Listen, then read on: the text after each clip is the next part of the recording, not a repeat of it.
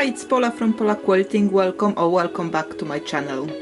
I'm back today with blocks from this tutorial, Wonky Windmills. So if you remember, we made two types of them. There was one which was just normal 6.5 windmill block, and one we cut from the bigger version, which is a little bit which is wonky. It's not as straight as this one, but I actually like this version more than the straight one.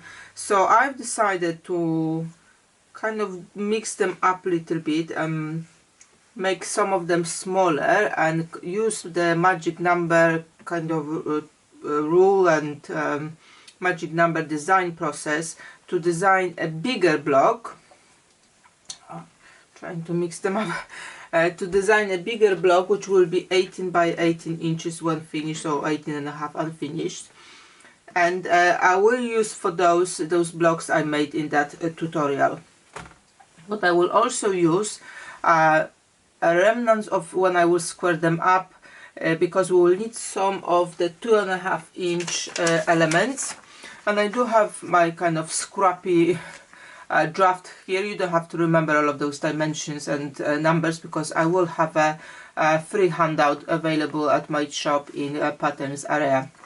So just to walk through kind of this block, I will need 5 of the wonky blocks and 5 of those blocks, but we will trim them up a little bit. They will be smaller, they will be 4.5 inches, but we need 5 of them. So if you do 5 of those blocks from the last tutorial, where you've getting kind of 2 at a time, that will cover that. From the remnants of the squaring up, so you remember in the last tutorial when I was squaring them up, I had lots of those kind of cutouts like this.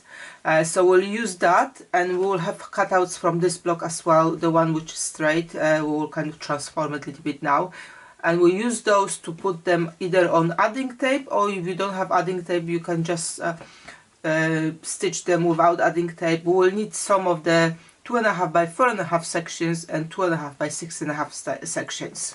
So let's get started. So these blocks those blocks which were wonky initially, they will remain as they are.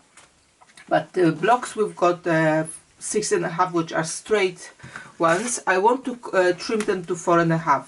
But I don't want to trim them to 4.5 to for them to stay straight. I do want to make them wonky, and also, if possible, I do want to put that center not in the center. I want to kind of have that center somewhere else, so it's even more wonky than we would normally have. So I'm just looking at my ruler where my 4.5 inch is. So this is the 4.5 inch point here.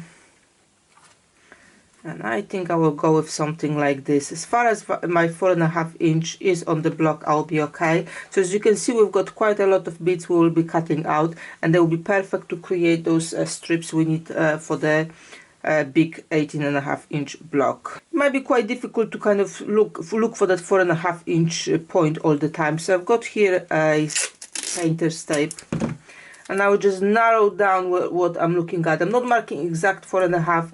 I'm just below the 4.5 inch line. I just don't want to kind of search for that line all the time, but that will help me to know where that line is. So I know this is now my spot here on the ruler where my 4.5 inch is. It's easy to kind of find what I'm doing. So again, this is how it's straight cutting would look like. I wanted to have it on diagonal. I want to also have as much as I can here. So once I'm kind of pulling this point to the bottom of the block, I make sure that all my other arms kind of falling into 4.5 as well. So I will trim that. Now on the other side it's just gonna be easy, 4.5 inch. I'm just aligning here with the 4.5 inch lines, and I can trim that as well. So I need 5 of those, and they can be trimmed differently. I just want to make sure that my center is not in the center, though maybe one could be, just to have a little bit different each of them. And then I don't want those arms to be exactly straight. So this is how it's trimmed here, you can see. And I will prepare 5 of those for this design.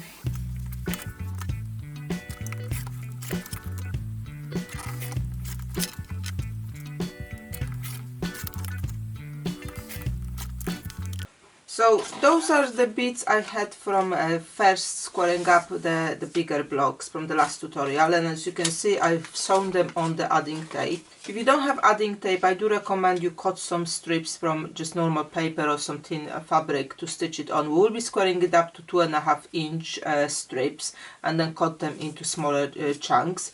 It's just with the paper you know exactly where you need to put those pieces to make those strips. If you don't have something to kind of follow your eye, sometimes you may kind of have a little bit more wonky. So as you can see, I've got this piece here, then I could add this one next, and then carry on with all of those strips I had from from the squaring up. So all of those scraps should be about enough to kind of achieve those dimensions. And also, if you don't want to play with those scraps and you don't want to do anything with adding tape, just take some 2.5-inch strips, either solids or some nice colors, something that matching what you've got in your fabrics already, and just cut it from there. It doesn't have to be from the scraps. I'm using scraps because I don't want to throw it away. I want to use it up. But you may not like the same system as I do, and that's fine as well. So to stitch it, I'm using narrow stitch length, about 1/8, because then it's easier to remove the paper. And kind of I'm looking how that already is here on diagonal, so I will put something that will kind of make it a little bit straighter. So if I put this piece, it will make it a little bit straighter here, and I will just carry on adding those. I do have a tutorial about adding tape sewing, and I will add it to the description below, so you can have a look at that if you've never tried it. It's quite easy technique, I would say, nothing complicated, and I sometimes enjoy it more than doing cramps. It really depends on what type of scraps you've got, what shapes and things like that. Once I've sewn that first piece, I will just finger press it. I'm not taking anything to the iron. That's another reason why I like it, because it's a very simple technique. So I will go with this side. It was a little bit too short to go other way around. Go this side, and then I'm gonna have to look for a little bit longer piece to put on the other side. When I use that adding tape, I like to, I don't use whole of the roll because that's not that comfortable. And then I'm using clip to kind of hold that paper on this side so it doesn't unroll all the time either. And once this side would have been long enough, I would just roll it and put another clip here, so nothing is kind of flaring around my sewing space. So I will just finger press it again, just have a look at my scraps, see what will kind of fit well here on the next bit. Maybe this one, just other way around. No, this way would be better. Again, once I've stitched it here, it kind of comes back to the straight line on this side, so that's good. You might have some already adding tape done, maybe from different scraps, so if you don't want to play with those ones, you can use them. Just something colorful to add to that design. I will carry on with it until I stitch all of those scraps, and if I run out and I need more, obviously I've got plenty of scraps in my room, so I can just add as many as I need, and we'll be ready to trim that into a tape, which will be 2.5-inch wide. I finished sewing my scraps on the adding tape, and I actually don't have enough for all the pieces I need, which is fine because I'm doing my adding tape very often from scraps as and when I've got them. So I just pull out those solids from the bucket, and I think they will kind of come up nicely with the rest of the blocks. So I've got enough here to make those pieces, which are 2.5 by 6.5. So I will just work from the back here because it's going to be easier for that first step. This ruler is actually 6.5, so that's a little bit easier as well. That's just one thing, and then I just need to slice it into 2.5 inches strip. here we go. I never remove the paper until I actually sew it with something else, because that paper keep it nice and keeps all those seams in one place. So I use it that way. As mentioned, I've got a tutorial about how I deal with my adding tape, so I will link it in the description below, but you do it anyhow. It's your normal process, however you like to do it. And again, as mentioned, if you have some nice fabric, you want to just use it as a strip, go for it as well. Everything will work here nicely. So I will just do that with the rest of the strips, and I will also cut pieces of 2.5 by 4.5 using those as solids, and then I will pop it on the design board and we'll have a look what that block kind of comes together as, so you can see the full impact. Before I show you my finished project, just a quick reminder where you can find me and how you can support my work. You can subscribe to my website to be notified when new tutorials, products or patterns are released. You can find me on my Facebook page, Pola Photo, or you can join my group page, Pola Quilting with Friends, where we all share work made inspired by my tutorials and answer any questions you may have. There is Instagram account called Pola Quilting, and if you like to share something you made based on my tutorials, please tag me using hashtag Pola Quilting with Friends. To support my work, please like, comment and share when you see my posts or tutorials. Let your quilting friends know about this channel and invite them to the group and subscribe to my channel. If you like to contribute extra, you can use super thanks on YouTube or buying me virtual tea, coffee or lunch available on my page. All links are in the description below. I would like to thank you all for all the support so far and letting me grow in what I do. Just to let you know, there is now another incentive to join my newsletter. So back in November, as you remember, I was one of the presenters on the Scrappy Summit, which was a great success. A lot of people happy with joining us. So I decided to make my own presentation available to those who join my newsletter. So once you confirm your subscription, you will receive a document with a link to my presentation. Be sure to save the document for future reference. And if you already joined my newsletter, a link to the presentation will be included in the next few newsletters, so you will have access to it as well. So here you can see the sequence how I've been laying out those blocks, but as mentioned, you do not need to remember. The free handout is on my website in the pattern section, so just go there, you can download the layout straight away. So unfinished it's 18.5 inches, finished is 18 inches.